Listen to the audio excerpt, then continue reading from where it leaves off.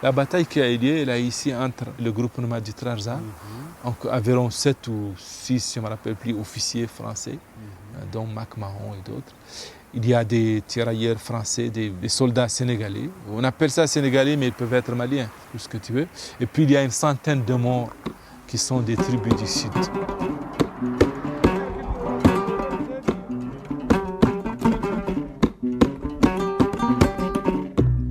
Aujourd'hui, l'équipe Capsar est à 80 km au nord de Nouakchott, dans un endroit important, plutôt symbolique pour l'histoire de la République islamique de Mauritanie et pour la région ouest saharienne. Ça, c'est le monument bâti par les Français en commémoration de la bataille d'Oumtounsi en 1932.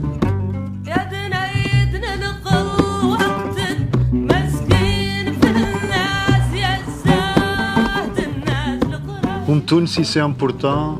Pourquoi? Moi, je dirais plutôt que c'est symbolique.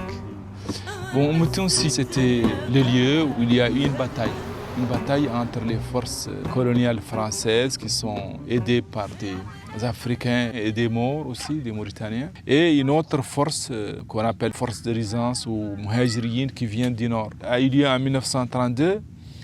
Il a une symbolique première sur le plan historique parce qu'à partir de 1933-34, les forces coloniales vont avoir d'abord l'aviation, puis les TSF, et puis finalement il y aura une jonction des forces françaises qui viendront du Mali, qu'on appelait à l'époque le Soudan, de la Mauritanie, de l'Algérie, et donc les forces qui attaquaient, les résistants qui attaquaient les Français en Mauritanie n'auront plus de lieu pour se réfugier, ni de lieu pour faire leur logistique, pour se préparer. Donc on pense que vers 1934, c'est la fin de ce qu'on appelle la résistance militaire en Mauritanie.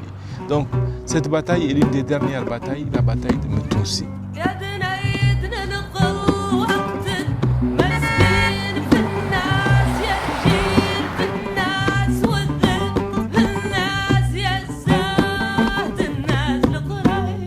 À partir de 2009, le président Mohamed Abdelaziz il va offrir une médaille de chevalier aux derniers survivants de cette bataille. Et donc, le grand bruit commencera lorsque on attribuera à l'aéroport de Nouakchott le nom de Oumtounsi.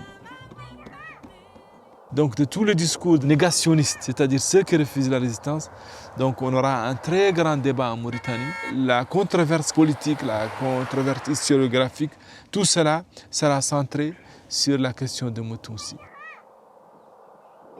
Sur cette stèle, il y avait au-dessus des noms des officiers français, au centre les noms des tirailleurs qu'on appelle les tirailleurs sénégalais, et en bas, il y avait les noms des Mauritaniens. Aujourd'hui, on ne peut pas lire aucun nom ici. Voilà, on ne peut plus aujourd'hui lire les noms des personnes ici. Les gens qui ont donc détruit un peu les noms ici ou qui ont effacé les noms, ça, c'est un groupe mauritanien apparemment qui ne veulent pas s'identifier à leurs aïeux. Mais aujourd'hui, on est devant est-ce que l'État va en faire une stèle pour les martyrs cette fois-ci? Ça, c'est une stèle pour les forces coloniales.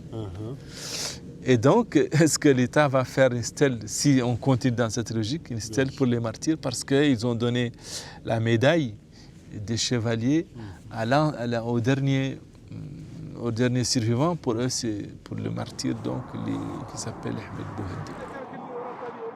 À l'époque, il y a le Rio de Oro qui est sous occupation espagnole. À partir de 1909, les zones plus ou moins sédentaires sont déjà occupées par les Français. Et donc, il ne restait que les zones nomades. C'est ça la résistance qu'on appelle des grandes tribus du Nord, qui sont très nombreuses, comme les Ergeibat et les Adrim, qui sont aussi très mobiles, qui sont de grands chameliers, qui font donc de grands mouvements, qui peuvent aller du nord de la Saguiya al-Hamra jusqu'à Nadrar. Parfois, quand les terrains sont favorables, ils vont au nord, ils vont dans la résistance. Et quand les pluies ne sont pas bonnes au nord, ils reviennent au sud et dans ce cas, ils entrent un peu sous l'autorité française.